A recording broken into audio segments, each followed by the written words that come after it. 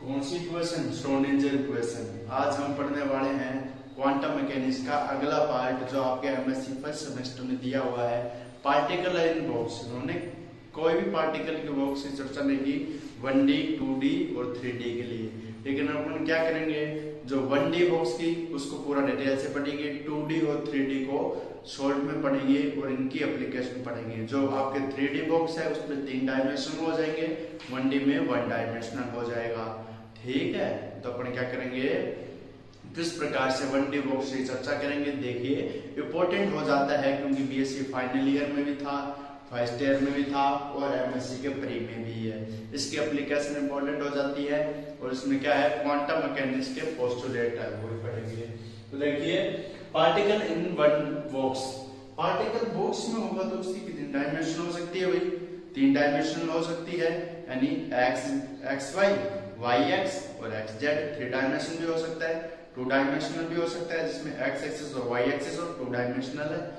और क्या है 1D पार्टिकल यानी एक्स और वाई डायरेक्ट वो ये है आपके 1D बॉक्स। इसमें क्या करना है, अपने को पढ़ना है पार्टिकल किस प्रकार से उसकी श्रोडिंगर इक्वेशन से रिलेट करना वाला है। अपने में क्या कराना है, जो इलेक्ट्रॉन मूवमेंट होगी वो 1D में किस प्रकार से होगी, 2D में किस प्रकार से होगी और 3D बॉक्स में किस प्रकार से होगी। तो अपने देखिए क्या करना है, इन केमिस्ट्री यानी जो केमिस्ट्री होती है उनमें कॉन्जुगेटेड ओलिफिन्स, ओलिफिन्स कौन सी होती है, एल्कीन, यानी आपने जी साइड पढ़ा था ना, जिसे साइड उसमें पढ़ा था ये alkene are treated as a 1D box model. किसके लिए उपयोग किया जाता है, 1D बॉक्स मॉडल के लिए अपन कॉन्जुगेटेड, कॉन्जुगेटेड कौन सी होती है, डबल बॉन्डेड वाली, double single double, double single positive, double single negative. ठीक है, इस प्रकार के सिस्टम से यानी कॉन्जुगेशन भी हो, पहले डबल आएगा फिर सिंगल आएगा फिर डबल आएगा। ठीक है, इस प्रकार के जो ओलिफिन्स होती है, एल्कीन होती है, उनको किसमें ट्रीट किया जाता है, 1D बॉक्स मॉडल में शामिल किया जाता है।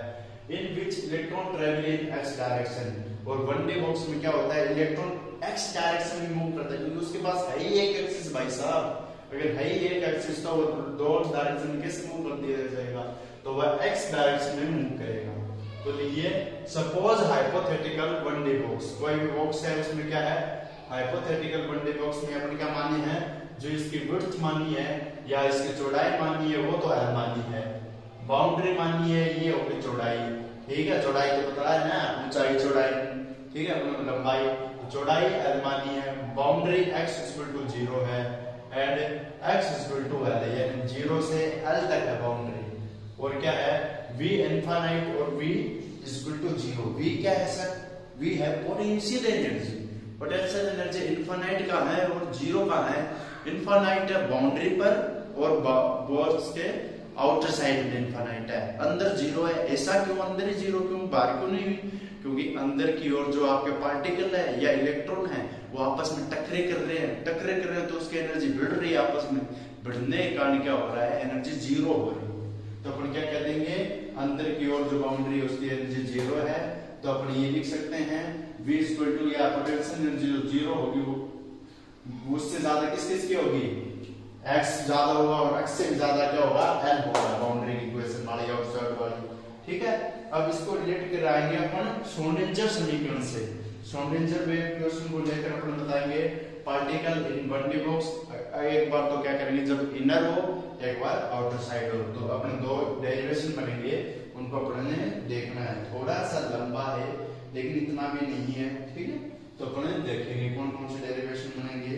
देखिए पहले श्रोडिंगर वेव इक्वेशन क्या थी, d square sine upon dx square plus 8 pi square m upon s square plus e minus v into sine equal to 0। ये थी अपनी श्रोडिंगर वेव इक्वेशन, इसको अपन दोनों में रिलेट करके बताएंगे। ठीक है गाइस, देखिए इक्वेशन थी ये, यानी जो d स्क्वायर साइन इसका डिफरेंशिएटेड वेव इक्वेशन थी और किसके लिए, 1D बॉक्स के लिए, यानी dx x क्या रिप्रेजेंट कर रहा है, एक इसमें डायरेक्शन है, तो अपन लिखेंगे d square sine upon dx square plus 8 pi square m upon s square, s long constant है। ठीक है, और e minus sine, e minus infinite sine नहीं है सॉरी, साइन इक्वल टू 0। अब देखिए इसमें क्या करना है, अपने पता है आउटसाइड की बात कर रहे हैं, आउटसाइड की बात कर रहे हैं तो इसमें पोटेंशियल एनर्जी 0 होगी या इनफाइनाइट होगी, पहली बात तो ये इनफाइनाइट है, तो पोटेंशियल एनर्जी V की जगह पर उन्होंने क्या रखा है, इनफाइनाइट रखा है। ठीक है, ये यहाँ पर आता है E minus V sine equal to 0। ये होती है श्रोडिंगर की 1D बॉक्स के लिए इक्वेशन। तो यहाँ पर V की जगह पर इनफाइनाइट रख दिया। तो आपने बताया किसी चीज में से इनफाइनाइट को घटाएंगे तो कितना बचेगा, माइनस का इनफाइनाइट बच जाएगा। तो d square sine upon dx square plus h square pi m s square minus sine minus infinite sine equal to 0। अब हम लोगों को इस 0 को हटाना है। 0 को हटाने के लिए हम क्या करेंगे, इनफाइनाइट को पॉजिटिव बनाएंगे। पॉजिटिव बनाने के लिए हम 0 को हटा देंगे तो ये पॉजिटिव आ जाएगा। अब अपने को साई का मान निकालना है। साई क्या है यहाँ पर, वेव फंक्शन। ठीक है, तरंगीय क्या है, वेव फंक्शन, तरंगीय फलन। तो इसके लिए अपन क्या करेंगे, श्रोडिंगर का वेव फंक्शन है वैसा। ठीक है, ये मत समझ लेना ये त्रिशूल है, ये भोले बाबा त्रिशूल नहीं है। ठीक है, ये क्या है, sine, sine equal to d square sine dx square. ये इनफाइनाइट है, ये इधर जाएगा तो ये क्या आ जाएगा, ये इधर आ गया तो ये इसके बाद में चला जाएगा, ये गुणा में आ गया, गुणा से इधर आया तो ये क्या आ जाएगा, d स्क्वायर 5। तो इससे अपन क्या कर सकते हैं, जो साइन का मान होगा वो क्या होगा, 0 के इक्वल होगा ना, 0 के इक्वल, क्योंकि इनफाइनाइट में किसी भी चीज का भाग देते हैं तो 0 आता है। तो अपन क्या कर सकते हैं, इसके माध्यम से जो पार्टिकल होगा outside the box and on the boundary, उसके लिए क्या होगा, तरंग फलन 0 होता है, यानी उसमें किसी प्रकार की कोई भी तरंग या मोमेंट नहीं होती है। दूसरी देखिए इनसाइड द बॉक्स, ये थोड़ा लंबा पोर्शन है, इसमें कुछ एक चीजें अपन को याद करनी पड़ेगी। ठीक है, बायोलॉजी वालों के लिए इनसाइड द बॉक्स, इनसाइड यानी पार्टिकल आपकी बार अंदर है तो पोटेंशियल एनर्जी 0 है, तो अब की बार अपन क्या लिखेंगे, इनफिनाइट ना लिखे 0। तो d square sine dx square plus 8 pi square m upon s square e minus 0 sine equal to 0।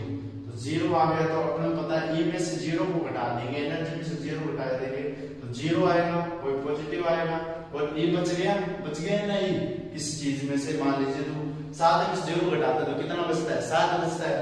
तो इसी प्रकार से कितना आ जाएगा, e आ जाएगा, तो e इसकी मल्टीप्लाई में चला जाएगा, i मल्टीप्लाई में ये 0। ये मान लीजिए क्वेश्चन नंबर आपकी, अब इस 0 घटाना है अपने को, 0 घटाने के लिए अपन क्या करेंगे, जो ये वैल्यू है 8 pi square m e upon s square, इस वैल्यू को अपन k स्क्वायर के इक्वल मान लेंगे। k स्क्वायर का मान किसके इक्वल होता है, 8 pi square m e upon s square. आप जो मैथ वाले स्टूडेंट है उनको ये पता होगा। ठीक है, अपने को ये याद करना है। अब ये जो मान है k स्क्वायर का, अब ये किसके इक्वल होता है, यानी k स्क्वायर यानी 8 pi square m e upon s square है। अगर मैं इसके नीचे k स्क्वायर और लगा दूं, ये k स्क्वायर लीजिए, ये लीजिए वैसा, तो इसका मान, अब ये मान किसके इक्वल होता है, 2m e upon h cut square. तो मैं क्या लिख दूंगा, d square sine dx square plus k square की जगह पर लिखेंगे 2m e h cut square sine. तो ये समीकरण नंबर 2 बन जाएगी, याद रखना। ठीक है, मैंने किसके मान किसका रखा है, k स्क्वायर को भी, तो इन सभी मान को मैं क्या लिख सकता हूँ, 2m e upon h cut square. ठीक है, अब इसके बाद देखिए थोड़ी सी अपने को और इसमें मशक्कत करनी पड़ेगी। देखिए कौन कौन सी करनी पड़ेगी, अपने को d square sine upon dx square plus k square sine equal to 0, ये कौन सी इक्वेशन है, फेमस सेकंड ऑर्डर इक्वेशन है। k स्क्वायर की जगह पर हमने क्या रखा था, 8 pi m e upon s square. ठीक है, उसकी जगह पर हमने क्या रखा है, k स्क्वायर रखा है। अब देखिए इसका, जब इस इक्वेशन का अपन लीनियर डिफरेंशिएशन रिजल्ट देखते हैं तो अपने पास आता है sine a sin kx plus b cos sin kx। ठीक है, a और b दोनों क्या है, कांस्टेंट है, तो इससे अपन क्या कर सकते हैं, कांस्टेंट है ये। अब इसमें क्या लिखेंगे, in this type of sine value acceptable. ठीक है, इस साइन में कौन सी कंडीशन एक्सेप्टेबल की जाएगी, वही कंडीशन एक्सेप्टेबल की जाएगी जो क्या करती है, बाउंड्री कंडीशन को फॉलो करती है। तो बाउंड्री कंडीशन अपन ने x बराबर 0 और k बराबर 0 के लिए होगी, और x बराबर l भी रखा जाएगा। वही थी ना बाउंड्री कंडीशन, एक बार 0 रखा था, एक x बराबर l, पहले तो 0 मान के रखेंगे इसी समीकरण में, फिर l मान के रखेंगे। देखिए 0 x बराबर 0, तो के एक्स इसकी जगह 0 आ गया, plus B cos equal to 0। अपने पता है साइन 0 डिग्री का मान कितना होता है 0, और कोस का मान कितना होता है 1, तो ये पूरा हो गया 1, ये हो गया 0, तो बी का मान किसके इक्वल आ गया 0 के। तो अपन इसको कितने नंबर समीकरण देंगे 4 नंबर समीकरण। तो अपन लिख सकते हैं फ्रॉम इक्वेशन 3 एंड 4, 3 और 4 से क्या लिख सकते हैं, कोस का मान तो 1 आ गया, तो sine equal to a sin kx, ये इक्वेशन अपन ने निकाल दी। ये आ गई 5 नंबर इक्वेशन। इसके बाद अपन क्या करेंगे, put up the second boundary condition equation. अब सेकंड बाउंड्री कंडीशन रखेंगे, x इक्वल टू l माना है अपन ने उसमें, तो अपन ने 0, तो ये है ही साइन का मान a, ठीक है, साइन के l, x की बार क्या रखा है अपन ने l रखा है, ठीक है, ये रखा है ना, मैंने कुछ नहीं किया अपने तरीके से, के की जगह बस इस वैल्यू में x की जगह l रखा है। अब इक्वेशन 6 नंबर इक्वेशन हो गई, ठीक है। जब इक्वेशन नंबर 6 पॉसिबल कब होती है, जब क्या होता है कि l n पाई की इक्वल होती है, और n का मान कितना आता है 0, 1, 2, ये अपन को याद रखना है, k l equal to n pi. अब इसके बाद में देखिए थोड़ा सा और है अभी। अब देखिए गाइस अपने को क्या करना है, इसमें अपना जो समीकरण लगाए थे उसमें अपने जो तुलना करनी है इससे, n pi square l square, ठीक है, 8 pi m e l square, इससे अपनों ने ये लिखा है, क्यों रखा है, ताकि पाई से पाई इसको उड़ा दिया जाए, ठीक है, तो उड़ा देंगे भाई साहब, ये उड़ा दे, ये उड़ा दे, l स्क्वायर कोई कैंसिल नहीं होगा।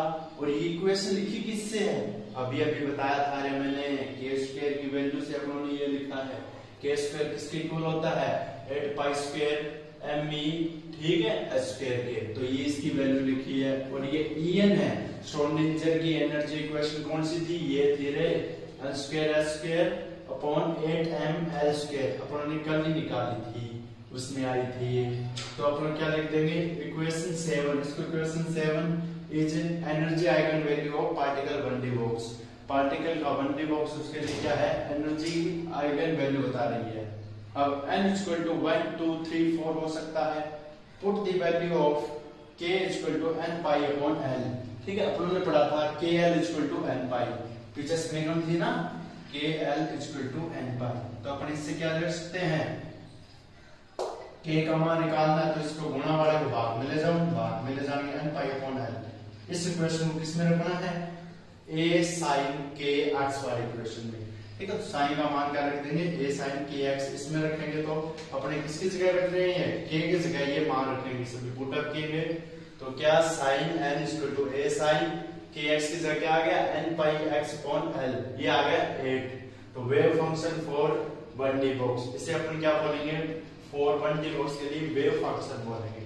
अब कुछ बातें हैं जो इंपॉर्टेंट है, यानी अपन लोग करनी है। अब अपन ने n का मान 0 नहीं ले सकते, क्यों नहीं ले सकते, 0 इसलिए नहीं ले सकते, अगर 0 लेता हूं मैं इस इक्वेशन में तो साई बराबर 0 आएगा, 0 आने का कारण मतलब क्या हो गया, पार्टिकल आउटसाइड द बॉक्स हो गया गाइस, आउटसाइड द बॉक्स में साइन का मान 0 आता है, इसमें नहीं आता, तो इसलिए अपन क्या है n का मान 1 लेना पड़ता है। तो अपन क्या कर देंगे, ठीक है, in 1D box x equal to 0 not possible for n equal to 0, possible 0 भी नहीं है और ये 0 भी, ये पॉसिबल नहीं, तो ये पॉसिबल नहीं, ये पॉसिबल, तो अपन क्या कर देंगे साइन बराबर 0 हो जाएगा, जो कि इसके मैच खा जाएगा, पार्टिकल इनसाइड द बॉक्स नहीं लेकर आउटसाइड द बॉक्स हो जाएगा।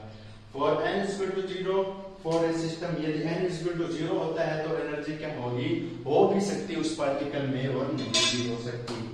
ये होता है अपना पार्टिकल इन 1D बॉक्स। इसके बाद आती है प्रॉपर्टीज ऑफ 1D बॉक्स, वो पढ़ेंगे नेक्स्ट लेक्चर में। आज के लिए इतना ही सफिशिएंट है, बहुत ज्यादा इंपॉर्टेंट है, ठीक है। जो आपके बीएससी वाले स्टूडेंट है, फाइनल ईयर वाले को और फर्स्ट ईयर वालों को बता देना चाहता हूँ, बहुत ज्यादा इंपॉर्टेंट है गाइस, ये आते ही आता है बड़े नंबर में, तो अपने देखे।